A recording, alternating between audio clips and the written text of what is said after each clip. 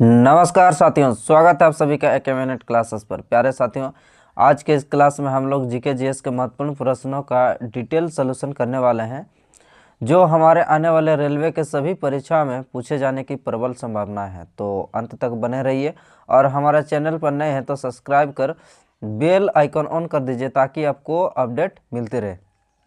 तो चलिए शुरू करते हैं। आज का पहला क्वेश्चन आपके स्क्रीन पर है। पहला क्वेश्चन आपका क्या बोल रहा है? केरल भारत का तटीय राज्य है। आपको बताना है कि केरल कहाँ पर अवस्थित है। केरल आपका कहाँ पर अवस्थित है? आपका उत्तर पूर्व, दक्षिण पूर्व या पश्चिम उत्तर या दक्षिण पश्चिम, कहाँ पर है स्थित आपका? केरल आपका दक्षिण पश्चिम में स्थित है। Option number D. चलिए इसका डिटेल देखते हैं। हम लोग का बोला जा रहा है कि केरल भारत का दक्षिण पश्चिम में स्थित है। इसके राज्य के पश्चिम घाट का दक्षिण छोर पर अवस्थित है। पश्चिम घाट का दक्षिण भाग को हम लोग क्या किस नाम से जानते हैं? आपका मालाबार के नाम से। केरल का अंतर्राष्ट्रीय बंदरगाह और हवाई अड्डे वाला महत्वपूर्ण राज्य है। ये तो बड़ा ही महत्वपूर्ण है क्योंकि इससे हम लोग का जो व्यापार होता है ये बंदरगाह हवाई अड्डे इसलिए प्रसिद्ध है। केरल कोचिन बंदरगाह सबसे विस्तृत बंदरगाह प्रांगण है। चलिए अगला नेक्स्ट क्वेश्चन पर चलते हैं। नेक्स्ट क्वेश्चन हम लोग का क्या बोला जा रहा है कि 1866 में लंदन में ईस्ट इंडिया एसोसिएशन का आयोजन किसने किया था? लाला हरदयाल, वीडी सावरकर, दादा भाई नौरोजी या फिर रास बिहारी बोस। किसने किया था? आपका ऑप्शन नंबर सी, दादा भाई नौरोजी। चलिए इसका डिटेल देखते हैं। बोल रहा है कि लंदन में ईस्ट इंडिया एसोसिएशन का आयोजन आपका दादा भाई नौरोजी ने किया था। दादा भाई नौरोजी को हम लोग भारत का वयोवृद्ध पुरुष के रूप में जाना जाता है। दादा भाई नौरोजी की प्रमुख पुस्तक का आपका क्या नाम है? आपका poverty and British rule in India है। और इन्होंने आपका राष्ट्रीय आय गणना का करने का श्रेय इसे ही दिया जाता है हम लोग का, दादा भाई नौरोजी को। अगला नेक्स्ट क्वेश्चन क्या है हम लोग का? नेक्स्ट क्वेश्चन है हम लोग का साइंस से। किसी वस्तु का भार क्या है? यह वस्तु का जड़त्व होता है, यह वस्तु द्वारा अधिगृहित क्षेत्र होता है, क्षेत्रफल होता है, यह वस्तु का आयतन होता है, या फिर ऑप्शन नंबर हम लोग का डी, किसी वस्तु का भार वह बल है जिससे पृथ्वी इसे अपनी ओर आकर्षित करता है। तो हम लोग का कौन सा हो जाएगा ऑप्शन? पहला, दूसरा, तीसरा, चौथा, कौन सा हो जाएगा आपका हो जाएगा ऑप्शन नंबर डी। हम लोग का जो ये बल होता है, आपका क्वेश्चन क्या बोल रहा है? किसी वस्तु का भार क्या होता है आपका? किसी वस्तु द्वारा लगने वाला गुरुत्व बल ही उसका क्या होता है? आपका भार कहलाता है, यानी कि W बराबर mg। जड़त्व हम लोग का क्या होता है? जड़त्व किसी वस्तु का वह गुण है जिसके कारण वह अवस्था परिवर्तन अर्थात किसी निकाय द्वारा लगाए गए बल का विरोध करता है। जड़त्व, इसका मतलब जड़त्व को हम लोग न्यूटन का पहला नियम भी कह सकते हैं, जो कि हम लोग का जिससे हम लोग का क्या होता है, जो अगर गति है तो वो गति में रहने का चेष्टा करता है, और कोई स्थिर है तो वो स्थिर अवस्था में रहना चाहता है। इससे हम लोग क्या कहते हैं? जड़त्व के नियम को गैलीलियो का नियम भी कहते हैं हम लोग। और यह किस पर निर्भर करता है? आपका जड़त्व द्रव्यमान पर निर्भर करता है। जो हम लोग का गुरुत्व चंद्रमा पर गुरुत्व त्वरण पृथ्वी का कितना गुना होता है? आपका 1/6 गुना होता है। अगला क्या आता है? हम लोग का स्थिर द्रव्यमान नियत रहता है, ये भी आपको बहुत जरूरी है। और यह बल जिससे पृथ्वी अपनी ओर आकर्षित करता है। हम लोग का जो ये बल होता है, ये हम लोग का क्या करता है? अपनी ओर आकर्षित करता है। चलिए अगला नेक्स्ट क्वेश्चन पर चलते हैं। नेक्स्ट क्वेश्चन हम लोग का क्या है? नेक्स्ट क्वेश्चन हम लोग का बोला जा रहा है कि जब ध्वनि ठोस सतह से टकराती है तो क्या होगा? जब भी आपका ध्वनि किसी आपका सॉलिड सरफेस से आपका टकराएगा तो हम लोग का क्या होगा, ध्वनि अवशोषित और परावर्तित हो जाती है, ध्वनि अवशोषित हो जाती है, ध्वनि परावर्तित होती है, ध्वनि अपवर्तित होती है। क्या होती है आपको बताना है।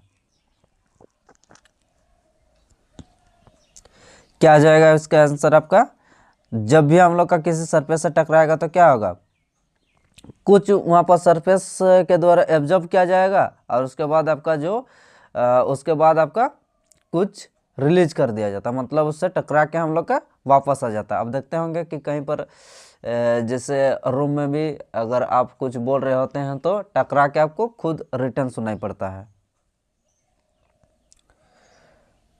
तो कौन सा हो जाएगा हम लोग का, ऑप्शन नंबर ए हो जाएगा। चलिए इसका डिटेल देखते हैं। क्या बोल रहा है हम लोग का, जब ध्वनि किसी ठोस सतह से टकराती है तो ध्वनि कुछ अवशोषित होती है और परावर्तित होती है। ध्वनि एक प्रकार का क्या है, यांत्रिक तरंग है जो अनुदैर्ध्य तरंग का उदाहरण है। भौतिक विज्ञान की शाखा जिसमें ध्वनि का अध्ययन किया जाता है, जिसे क्या बोलते हैं हम लोग, एक्वास्टिक कहा जाता है। इसके माध्यम से परिवर्तन होने पर इसका आवृत्ति परिवर्तन नहीं होता है। आपको ये भी बहुत इम्पोर्टेंट है। ये भी क्या बोल रहा है कि इसमें जब भी आपका माध्यम का मतलब आपको मान लीजिए किसी ठोस से अगर आपका लिक्विड में जा रहा है या फिर एयर में जा रहा है, इसका मतलब आपका माध्यम अगर चेंज होगा तो उसका जो फ्रीक्वेंसी होता है उसमें कोई परिवर्तन आपको देखने को नहीं मिलेगा। अगला क्या बोल रहा है, ध्वनि की गति पर ताप एवं आर्द्रता का प्रभाव पड़ता है। जैसे आपका 1 डिग्री अगर टेम्परेचर अगर बढ़ेगा तो ध्वनि का चाल आपका कितना बढ़ जाएगा, यहाँ पर देखिए ध्वनि का चाल आपका बढ़ेगा कितना, बोल रहा है आपका 0.61 मीटर पर सेकंड की दर से आपका बढ़ता है जब भी आपका टेम्परेचर बढ़ता है। तो ये चीज़ भी आपको ध्यान में रखना है। चलिए अगला नेक्स्ट क्वेश्चन पर चलते हैं। नेक्स्ट क्वेश्चन हम लोग को पूछा जा रहा है कि बोल रहा है कि हडसन नदी निम्न में से किस शहर से होकर बहती है, बैंकॉक, बॉन, लंदन या फिर न्यूयॉर्क। हम लोग का जो हडसन नदी है ये कहाँ से होकर बहती है, आपका ऑप्शन नंबर डी, न्यूयॉर्क।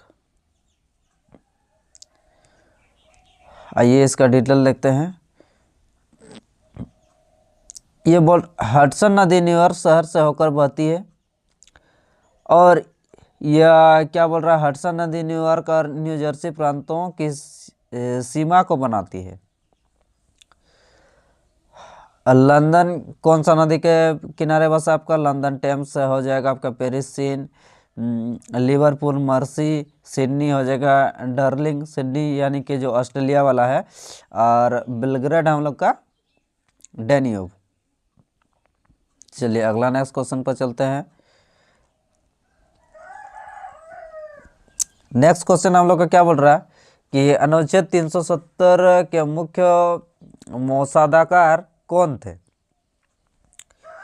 यही आपको बताना है। कौन हो जाएगा आपका, B.R. अम्बेडकर, लाल बहादुर शास्त्री, गोपाला स्वामी अयंगर या फिर आपका, और चौथा ऑप्शन आपका क्या है,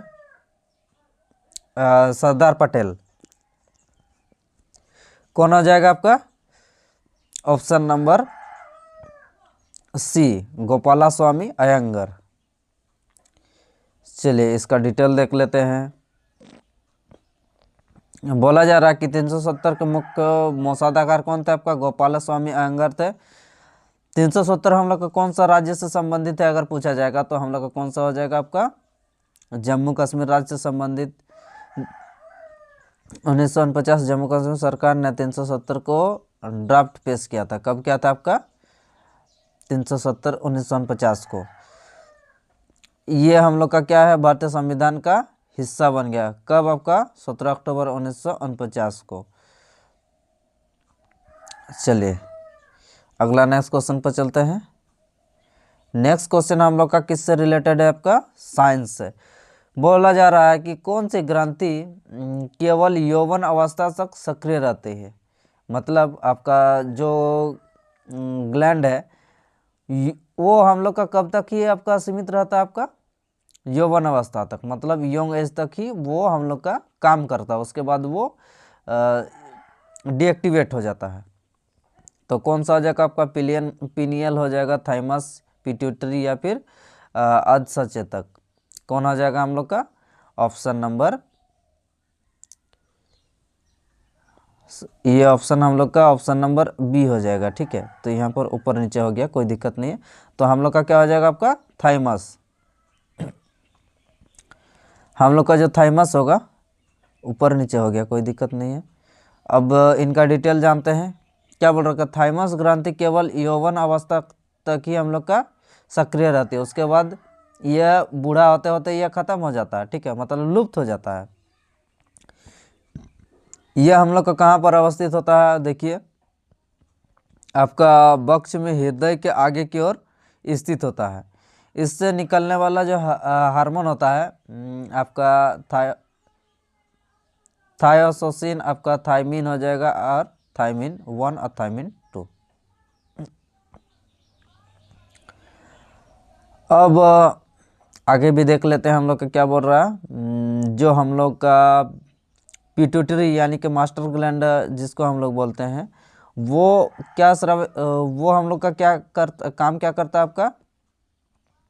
अंतःस्रावी ग्रंथियों को क्या करता है? वो नियंत्रित यानी कि कंट्रोल करने का काम करता है। ठीक है, चलिए अगला हम लोग नेक्स्ट क्वेश्चन पर चलते हैं। नेक्स्ट क्वेश्चन हम लोग का क्या बोला जा रहा है कि कोरल चट्टाने कौन से जंतु बनाते हैं? चलिए बताइए, आपका कौन सा ऑप्शन हो जाएगा? मोलस्का, एकाइनोडर्म, ये सिलेंट्रेट्स या फिर प्रोटोजोआ। कौन सा हो जाएगा हम लोग का? ऑप्शन नंबर सी, सिलेंट्रेट्स। चलिए देखते हैं इसका भी डिटेल। सिलेंट्रेट्स ये हम लोग का जो कोरल चट्टान है, ये परवल भित्तियों के प्रकार है। ये आपका टाइप देख लीजिए, आपका 3 टाइप। ये जो परवल की खोल के ऊपर जुजंथली शैवाल पर पाया जाता है। ये जो हम लोग का कोरल होता है, ये कहाँ पाया जाता है? आपका जुजंथली शैवाल पर पाया जाता है, जिसके कारण ये रंगीन दिखाई देता है। यानी कि जो समुद्र के नीचे हम लोग का जो शैवाल पाया जाता है, वो बड़ा ही कलरफुल आपको देखने को मिलता है। तो बोला जा रहा है कि रंगीन दिखाई देता है। राष्ट्रीय परवल भित्ति अनुसंधान हम लोग का कहाँ पर है? आपका पोर्ट ब्लेयर। पोर्ट ब्लेयर आपका कहाँ है? आपको कमेंट बॉक्स में बताना है। चलिए अगला नेक्स्ट क्वेश्चन पर चलते हैं। नेक्स्ट क्वेश्चन हम लोग को बोला जा रहा है कि समुद्र में कुल प्रकाश संश्लेषण में समुद्री पादपों का योगदान आपका लगभग कितना % है? आपको बताना है। तो कितना % है हम लोग का? 10, 25, 70 या फिर 90? कुल प्रकाश संश्लेषण में हम लोग का समुद्री पादपों का योगदान आपका कितना होता है? आपका ऑप्शन नंबर डी, यानी कि कितना हो जाएगा आपका? 90% हम लोग का योगदान होता है। आइए देखते हैं। सागरीय बायोमास में जीवन तथा आहार श्रृंखला में आहार, जल, और ये क्या है आपका? सूर्य प्रकाश, कार्बन डाइऑक्साइड, जल, ऑक्सीजन सुलभता पर आधारित होता है। महासागरीय जल का औसत लवणता आपका कितना होता है? हम लोग का होता है आपका लवणता 35%। ये भी आपको ध्यान रखना है। चलिए अगला नेक्स्ट क्वेश्चन पर चलते हैं। नेक्स्ट क्वेश्चन हम लोग का क्या बोल रहा है? नेक्स्ट क्वेश्चन हम लोग का बोल रहा है कि मायोसिन और एक्टिन क्या है? पेशीय प्रोटीन है, पेशीय कार्बोहाइड्रेट है, पेशीय वसा है, पेशीय एंजाइम है। क्या है आपका? जो मायोसिन और एक्टिन, ये हम लोग का क्या है? आपका पेशीय प्रोटीन है। ऑप्शन नंबर ए हो जाएगा। आइए देखते हैं इसका डिटेल। क्या बोल रहा कि मायोसिन और एक्टिन पेशीय प्रोटीन है। हमने अभी देखा मायोसिन का संकुचन, मांसपेशियों का संकुचन एक्टिन और मायोसिन जैसे सिकुड़ा प्रोटीन की उपस्थिति पर निर्भर करता है। किस पर निर्भर करता है? आपका सिकुड़ा प्रोटीन पर निर्भर करता है। फाइब्रोनेजन और थ्रोम्बिन प्रोटीन, ये हमारा जो चोट लगने पर आपका जो खून को थक्का बनाने का काम करता है, कौन हो आपका? फाइब्रोनेजन और थ्रोम्बिन। और जो हम लोग का हिस्टोन प्रोटीन होता है वो हम लोग का हिस्टोन प्रोटीन जो होता है आपका जो हम लोग का वंशगति का वंशानुगत जो हम लोग का लक्षण होता है उसको हम लोग क्या करता है वो गति को नियंत्रित करता है। जो ग्लोबिन प्रोटीन होता है हम लोग का रुधिर में पाया जाने वाला प्रोटीन होता है ग्लोबिन प्रोटीन, और हीमोग्लोबिन में ऑक्सीजन का संवहन करता है, और हम लोग का जो ऑक्सीजन है ऑक्सीजन ले जाने में हम लोग का ये क्या करता है आपका उसके साथ ये संवहन करता है। चलिए अगला नेक्स्ट क्वेश्चन पर चलते हैं। नेक्स्ट क्वेश्चन हम लोग का क्या है, नेक्स्ट क्वेश्चन हम लोग का बोला जा रहा है कि घूमर जो है ये आपका घूमर कौन सा राज्य का लोक नृत्य शैली है, बिहार का है, झारखंड, त्रिपुरा या राजस्थान, क्या हो जाएगा हम लोग का घूमर कहाँ का है आपका, घूमर हो जाएगा आपका राजस्थान, ऑप्शन नंबर डी। आपको कुछ क्लासिकल डांस भी आपको जानना बहुत जरूरी है, जैसे आपका कथकली केरल, कथक उत्तर भारत, और कुचिपुड़ी आंध्र प्रदेश, भारतनाट्यम तमिलनाडु। तो इस प्रकार से आपको कुछ जो इम्पोर्टेंट क्लासिकल डांस है ये भी आपको ध्यान रखना है। चलिए आगे बढ़ते हैं, हम लोग का नेक्स्ट क्वेश्चन क्या है देखते हैं। नेक्स्ट क्वेश्चन हम लोग का है भारतीय संविधान का अनुच्छेद प्रबंधन के स्वतंत्रता से संबंधित है धार्मिक मामले के लिए। धार्मिक मामले में हम लोग का कौन सा अनुच्छेद हम लोग का स्वतंत्रता प्रदान करता है, आपको बताना है। कौन सा हो जाएगा आपका 56, 26, 51 या 21। धार्मिक मामले में हम लोग का कौन सा हो जाएगा आपका धार्मिक स्वतंत्रता का अधिकार हम लोग का कितना से कितना आपका 25 से 28 है, तो उसी बीच में हम लोग का कितना आपका 26, तो क्या हो जाएगा हम लोग का 26। आइए देखते हैं इसका डिटेल। बोला जा रहा है कि भारतीय संविधान का अनुच्छेद 26 धार्मिक मामले पर प्रावधान करने की स्वतंत्रता संबंधित है।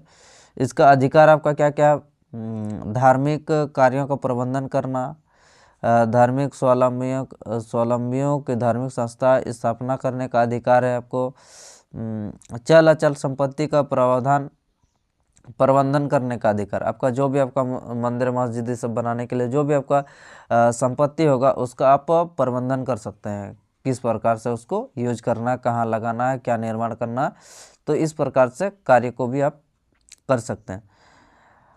इन संपत्तियों पर प्रशासन का भी अधिकार है, और ये जो संपत्ति होता है इस पर आपका किसका अधिकार है, आपका प्रशासन पर भी अधिकार है बोल रहा है। अनुच्छेद 21 के तहत प्रदत्त प्राण एवं दैहिक स्वतंत्रता, ये भी इम्पोर्टेंट है। आपका जो अनुच्छेद आर्टिकल 21 है आपका प्राण एवं दैहिक स्वतंत्रता के लिए आपका जिम्मेवार है। और अनुच्छेद 51 हम लोग का क्या बोलता है कि शांति, सुरक्षा और अभिवृद्धि और सद्भावना का सहयोग में निर्देश दिया गया है, ठीक है। चलिए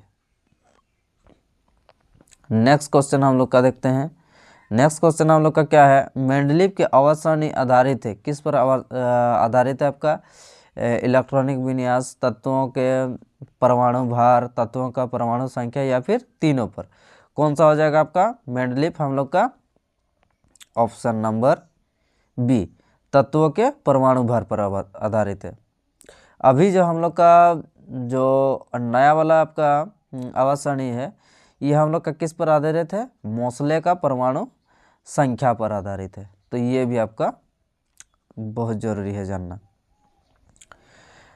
तो अब देखते हैं ये हम लोग का परमाणु आधार पर आधारित है, भार पर आधारित है। हमने देखा मेंडलीव का आवर्त सारणी के कुछ गुण, क्या है गुण इसका, तत्व के यौगिक प्रकृति, उनके संयोजकताओं की जानकारी प्राप्त करता है, किसका जानकारी प्राप्त करता है आपका संयोजकताओं की, तत्वों का सही परमाणु भार ज्ञात करना संभव हुआ, भविष्य में खोजे जाने वाले अज्ञात तत्वों के गुणधर्मों के भविष्यवाणी, यानी कि आगे भी हम लोग का जो तत्व होने वाला है उसके लिए भी इन्होंने क्या किया था अपना पहले ही भविष्यवाणी करके उसके लिए जगह छोड़ दिया था। नए तत्वों के खोज व वैज्ञानिक अनुसंधानों में सहायक प्राप्त हुई, यानी कि जितने भी इसके बाद आपका जो खोज करता है यानी कि साइंटिस्ट है, उनके लिए क्या हुआ, खोजने के लिए वो लोग को सहायता मिला। मेंडलीव कवासानी में हम लोग का कुल उस समय जब इन्होंने खोजा तो उस समय आपका कितने तत्व मौजूद थे, आपका 63 तत्व। तो इसी आधार पर आपका 7 आपका क्षैतिज और 9 ऊर्ध्वाधर, मतलब क्षैतिज का मतलब ऐसे बिछा हुआ और 9 हम लोग का कॉलम। उसके बाद अभी जो हम लोग का पीरियोडिक टेबल है इसमें हम लोग का कितना है, हम लोग का अभी क्षैतिज हम लोग का 7 है और ऊर्ध्वाधर हम लोग का कितना है, आपको बताना है कमेंट बॉक्स में। चलिए अगला नेक्स्ट क्वेश्चन पर चलते हैं। नेक्स्ट क्वेश्चन हम लोग का क्या है, कौन सी गंगा नदी की एक सहायक नदी है, आपको बताना है कौन सी गंगा नदी की एक सहायक नदी है। घाघरा, माही, साबरमती या भीमा, कौन सा हो जाएगा आपका, ऑप्शन नंबर ए घाघरा हो जाएगा इसका सही आंसर। चलिए देखते हैं इसका डिटेल क्या है। गंगा नदी की एक सहायक नदी है घाघरा, क्या बोला जा रहा है, एक सहायक नदी है। घाघरा नदी दक्षिण तिब्बत में मानसरोवर झील के समीप कहाँ पर, आपका मापचा चोंगो हिमानी से निकलती है। कहाँ से निकलती है, मापचा चोंगो। यह नेपाल में प्रवेश करती है और उत्तर प्रदेश एवं बिहार में प्रवाहित होते हुए गंगा में मिलती है। ठीक है, आगे हम लोग का क्या बोला जा रहा है कि घाघरा नदी का नाम बदलकर उत्तर प्रदेश में कौन सा नाम रख दिया जाता है, आपका सरयू। ये जो हम लोग का गंगा है, हम लोग का अलकनंदा और गोमुख से निकलती है। संतोपी हिमालय से हिमानी से निकली अलकनंदा और गोमुख निकट गंगोत्री हिमनद से आपका निकलती भगीरथी देवप्रयाग में मिलने के बाद हम लोग का गंगा कहलाती है। चलिए आज का हम लोग का अंतिम प्रश्न क्या बोला जा रहा है कि बौद्ध तीर्थ स्थल कुशीनगर किस भारतीय राज्य में स्थित है।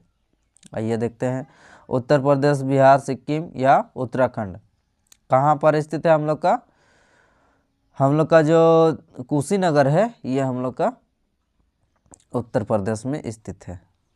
चलिए इसके डिटेल देखते हैं, बौद्ध के बारे में जान लेते हैं। ये हम लोग का बौद्ध तीर्थ स्थल कुशीनगर उत्तर प्रदेश राज्य में स्थित है। कहाँ पर स्थित है, आपका कुशीनगर उत्तर प्रदेश राज्य में स्थित है। इसका महापरिनिर्वाण यानी कि बुद्ध का मृत्यु को हम लोग का क्या बोलते हैं, कुशीनगर, हाँ कुशीनगर उत्तर प्रदेश में हुआ था। और 47 बौद्ध धर्म संस्थापक महात्मा बुद्ध थे, महात्मा बुद्ध है। बुद्ध का बचपन का नाम आपका क्या था, सिद्धार्थ था। बुद्ध का संबंध शाक्य गणराज्य से था। इनका प्रिय शिष्य आनंद था। 29 वर्ष की अवस्था में इन्होंने गृह त्याग किया था और ज्ञान की प्राप्ति बोध गया में हुआ था। और इनका पुत्र का नाम क्या था, आपका राहुल था। 47 बौद्ध धर्म के संस्थापक महात्मा बुद्ध थे। चलिए ये इस क्वेश्चन का ये हम लोग का जो फैक्ट है ये एक बार आप लोग देख लीजिएगा। ठीक है, तो आज का क्लास आपको कैसा लगा कमेंट बॉक्स में ज़रूर बताइए। और चलिए फिर अगला नेक्स्ट वीडियो मिलते हैं, तब तक के लिए अपना और अपने प्रियजनों का ख्याल रखें। धन्यवाद।